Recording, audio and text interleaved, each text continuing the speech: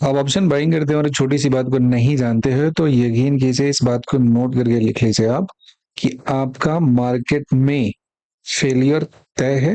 आप पैसे लूज करेंगे क्योंकि ये है ऑप्शन मार्केट और ये बिल्कुल अलग होता है। एग्जाम्पल के लिए छोटा सा बात बताना चाह रहा हूँ आपको कि जैसे कल निफ्टी की एक्सपायरी है, आज वेंसडे है, कल थर्सडे है। आपके सामने जो दो चार्ट दिख रहा है, इधर लेफ्ट साइड में कॉल का दिया हुआ है, राइट साइड में पुट का चार्ट दिया हुआ है, जाकर आप देख लेंगे। ये दोनों भी जस्ट इन द मनी का स्ट्राइक यहाँ पे दिया हुआ है। इसे हम लोग समझने की कोशिश करने वाले हैं कि ऑप्शन बायर के लिए किधर ऑप्शन आता है, किधर उसके लिए जगह है, क्या चांसेस है उसके पैसे बनने का या नहीं है, क्या पॉइंट है जिसे अगर वो समझ जाए, क्या बात है जिसे अगर वो प्रैक्टिस करने लगे तो पैसा बना सकता है, थोड़ा बहुत पैसे उसके बन सकते हैं, थोड़ा बहुत अच्छा पैसा बन सकता है that person master one thing. और अगर इस छोटे से इस जो एक हिडन सीक्रेट है इसका, अगर इस चीज को नहीं समझता है तो फिर उसके लिए पैसा बनाना बहुत मुश्किल हो जाता है। एग्जाम्पल के लिए लेफ्ट साइड में कॉल का चार्ट दिया हुआ है, आप देखेंगे ये जो आपके सामने चार्ट है सब डेली टाइम फ्रेम का चार्ट दिया हुआ है। पिछले इधर 3 दिन में तो ये छोटे से रेंज में यहाँ पे अप डाउन करके रुक रहा है और ये देखिए कहाँ से घटना स्टार्ट हुआ है, 600 से घटना स्टार्ट हुआ है। Just imagine about a person जिसने 600 पे इसको सेल किया, उसके लिए तो कोई टेंशन नहीं, रुका है, चलते हुए आया है, थोड़ा बहुत जो भी वेरिएशन आएगा उसमें उसका काम बन जाएगा। लेकिन जहाँ बायर्स के लिए किधर ऑप्शन है, बायर्स अगर कहीं पर भी ट्रेड करने के लिए जाता है इसमें, तो बायर के लिए होता क्या है आखिर, बात समझिए जरा। कहीं पर भी अगर कोई भी बायर ट्रेड करने जाता है तो आप कोई भी ऑप्शन जब खरीदते हो, आपके लिए क्या होना चाहिए, सबसे बेसिक सी बात कि आपके खरीदने के बाद ये ऑप्शन क्या होना चाहिए, ऊपर चलना चाहिए। अगर आपके खरीदने के बाद ऑप्शन ऊपर नहीं चल रहा है, यानी कि आपका पैसा नहीं बनने वाला है, सिंपल सी बात है। अगर कोई सेलर है तो सेलर के लिए क्या होता है कि सेलर जहां पे सेल किया है वहां से ऑप्शन का प्राइस क्या होना चाहिए, ये यहां से नीचे आना चाहिए। यूजुअली क्या होता है कि जो भी अच्छे सेलर्स होते हैं वो चीप प्रीमियम को सेल नहीं करते हैं, वो एक अच्छे खासे प्रीमियम को सेल करते हैं। मान लो कोई इंसान 600 का प्रीमियम सेल किया है, तो इस 600 वाले का जंप होकर 1200 बनने, अगर उसकी टेक्निकल सही है तो उसमें टाइम लगेगा, 600 का 1200 नहीं हो जाएगा। लेकिन 50 का जो ऑप्शन होता है ना, उसका 100 होने में टाइम नहीं लगता है, वो हो सकता है। So these are the good sign of good sellers के जो अच्छे कीमत पे अच्छे दाम पे ऑप्शन को सेल करते हैं। अब जरा देखो, 600 रुपए के आसपास में इसका वैल्यूएशन था एंड 480 के आसपास में इसका वैल्यूएशन था और वहां से कंटिन्यू घटते गया। अगर आप देखोगे ध्यान से तो बायर्स के लिए यहाँ पे एक ओवरऑल जो एक उसको मिलने वाला जो भी यहाँ पे फायदा है, जो प्रॉफिट है, वो यहाँ पे एक बाउंस मिला, कंटिन्यू घटते गया। हम दोनों साइड बात कर रहे हैं, एक साइड की बात नहीं कर रहे हैं।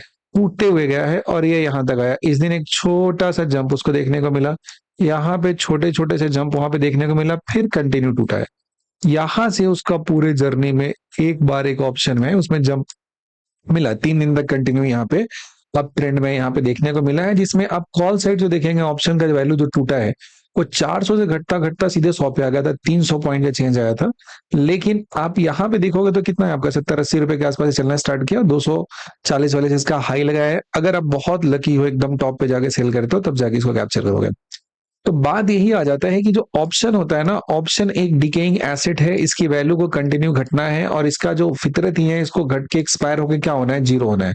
और ये बात जो एक मेजोरिटी जो ऑप्शन बाइंग कैटेगरी के मेरे इंसान है, वो इस चीज को समझते नहीं है, वो इस बात में इत्तेफाक नहीं रखते हैं कि जो ऑप्शन है, ऑप्शन को अगर हम उसमें ट्रेड करते हैं, ऑप्शन में लॉन्ग होते हैं। देखिए सिंपल सी बात है, जो सेल करता है उसको शॉर्ट बोलना कहते हैं, शॉर्ट करना बोलते हैं उसे, कि जिसने किसी को सेल कर लिया, कॉल भी सेल किया और पुट भी सेल किया, और आप क्या करते हो, आप दोनों में लॉन्ग होते हो।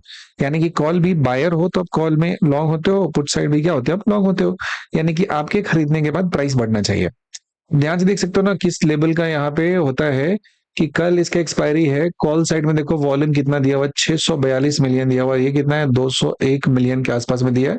ये डेली वॉल्यूम दिया हुआ है, कोई 5 मिनट का वॉल्यूम नहीं दिया है। तो ऑब्वियसली कल में कॉल साइड जो दिया है इसका वॉल्यूम बहुत ज्यादा है, पुट साइड का वॉल्यूम क्या है, कम दिया हुआ है। तो अगर चांसेस है इसमें बाउंस आएगा तो कॉल साइड में ज्यादा आने के चांस है। दूसरा पॉइंट और अगर देखेंगे तो आप इस छोटी सी बात को समझेंगे तो कॉल का जो प्राइस दिया हुआ कैसा है, यहाँ पे टूटते टूटते आया है और इस जगह पे आके रुका हुआ है, तो इसका बैकग्राउंड कैसा है, कमजोर है। पुट का प्रीमियम कैसा दिया, ये ऊपर जाके यहाँ से बाउंस लेके इस जगह पे आया है, तो मतलब ये इसमें एक रंग दिखा चुका है यहाँ पे ऊपर की तरफ। कॉल में ऐसा कोई रंग दिखा नहीं यहाँ पे चलने के लिए।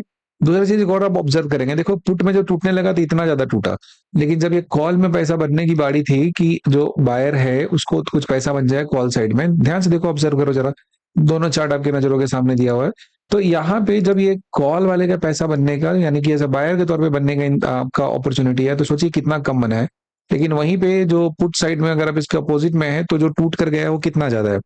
तो इसमें जिसने लॉन्ग किया उसका पैसा बना, या फिर दोनों साइड में सेलेक्टिवली जिसने शॉर्ट किया उसका पैसा बना। तो ऑब्वियस ही बात है, जिसने शॉर्ट किया उसके फेवर में मार्केट है, उसको पैसे बना कर देता है।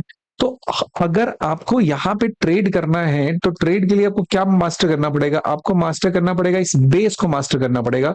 जिस जगह से ऑप्शन चलना स्टार्ट करता है, ये जो बेस होता है ना, इसे मास्टर करेंगे तब आपका डाउनसाइड जो होगा ना, ये स्मॉल होगा, ये श्रिंक करेगा।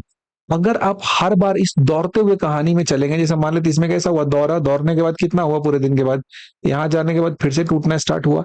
तो हर बार हर ऑप्शन का जो ओवरऑल जिंदगी है वो इसी तरीके से होता है, वो जन्म लेता है और वो मर जाता है, और उसके बीच का एक लाइफ स्पैन होता है। और उस लाइफ स्पैन में इसका जो नेचर होगा, इसका ग्राफ मोर और लेस इसी तरीके का ग्राफ होता है, हमेशा हाई से लो की तरफ आता है, हमेशा डिप करता हुआ ऊपर से नीचे की तरफ चलता है। तो जब ऑप्शन का प्राइस हमेशा टूटते हुए जा रहा है, गिरते हुए जा रहा है, नीचे की तरफ चलते हुए जा रहा है, तो उस केस में आपको जो ऑप्शन, आपको जो अपॉर्चुनिटी तलाशना है वो कहाँ तलाशना है? वो नीचे तलाशना है, इस पर्टिकुलर जगह पे, कि कहाँ से ऑप्शन एक रिवर्सल लेने की तैयारी कर रहा है। बिकॉज ऑप्शन चार्ट पे जो आप ट्रेड करते हो ना, तो you are actually trading the reversal all the time. क्योंकि आपके एंट्री के बाद प्राइस किधर होना चाहिए? ऊपर की तरफ जाना चाहिए, बाउंस करना चाहिए। अगर वो नहीं किया तो आपका कोई पैसा नहीं बनने वाला है। लेकिन ओवरऑल जो नेचर है ना, ये आपको क्या करेगा? आपको रियलिस्टिक रखेगा मार्केट में, आपको ऐसा मतलब ओवर एक्सपेक्टेशन नहीं रखने देगा, आपको कंट्रोल में रखेगा। जो आपका एक्सपेक्टेशन है, आप मार्केट में जो ट्रेड करते हो, आपका जो आइडिया है, सबको एक रियलिस्टिक तरीके से यहाँ पे रखने की कोशिश करेगा। तो यहाँ पे क्या हो रहा है कि जो ऑप्शन का प्राइस है वो तो टूटेगा ही टूटेगा पूरे जर्नी में। तो आपको ये चीज देखना पड़ेगा कि किस पर्टिकुलर जगह पे आने के बाद ऑप्शन के प्राइस को अब टूटने नहीं दिया जा रहा है। बिकॉज मेजोरिटी टाइम जो ऑप्शन होता है, ये ऑप्शन को क्या किया जाता है? सेल करने के लिए जाता है। बिकॉज उसमें जो प्रीमियम होते हैं वो मिलते हैं। ये बेसिक तौर पे जो बहुत बड़ा काम होता है ऑप्शन के साथ, वो यही होता है, सेल करने का होता है। एज एन बायर आपको ये देखना पड़ेगा कि कब किस लोकेशन पे जो सेलर्स है उनके लिए मार्केट में अपॉर्चुनिटी नहीं दिख रहा है। मार्केट में अपॉर्चुनिटी इन द सेंस ये हुआ कि ऑप्शन का जो प्राइस है उनको बेचने से बहुत ज्यादा कुछ मिलने वाला नहीं है। वो अब हो चुका है लिक्विडेटिव, ऑप्शन का जो प्राइस है वो घट चुका है, अंडर वैल्यूड हो चुका है। और यहां से अगर कोई खरीदता है तो उसे एक बाउंस देखने को मिलेगा, उसे एक बढ़िया सा प्रॉफिट देखने को मिलेगा। अगर बेच रहा है तो नहीं मिलेगा। तो आपको इसके बेस को मास्टर करना पड़ेगा, और इसी बेस के मास्टर करने की लॉजिक को कहते हैं buying option at the lowest.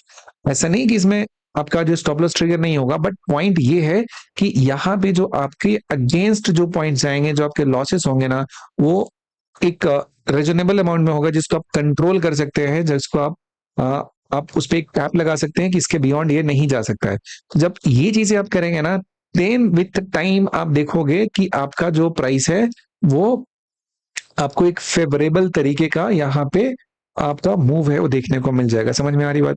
तो यहाँ पे ये एक छोटा सा बात है, जिसे आप समझेंगे तो बहुत ज्यादा आपको ये बात रिलेट करने में हेल्पफुल होगा कि ऑप्शन का नेचर है डीके करना, और आप उसके अगेंस्ट चल रहे हैं। जो काम वो हमेशा करता है, आपका जो ट्रेडिंग है ठीक उसके साइकोलॉजी के अगेंस्ट है।